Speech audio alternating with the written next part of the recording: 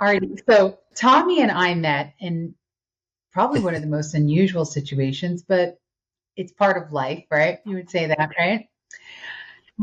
Yeah. I met Tommy Hmm. because he reached Definitely. out to me when he became the chaplain from my mother's hospice service. And so I was kind of surprised. I was like, okay, I guess we're getting closer to that point of her journey. And what was wonderful was that Tommy and I immediately got into a conversation without any hesitation. He was asking me about my mother, and I was giving him a little bit of feedback on her, and then I asked him what denomination he was a part of in his chaplaincy.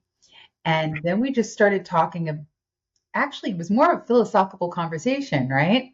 We got into a philosophical conversation about death and then what he could do to be of service to my mother. And I started talking about reading the Psalms to her. And the Psalms were written by quite a few people. There were a lot of people had their hands in the Psalms, but I like King David. I like King David and Solomon. True. They're my, they're the most popular guys, right? Um, Hmm. and so then we just kind of moved on into conversation. We had multiple conversations because every time he would go to visit her, he would contact me. And then we would have some other philosophical conversation about what was going on. And I said, would you like to be interviewed? And he was like, yeah.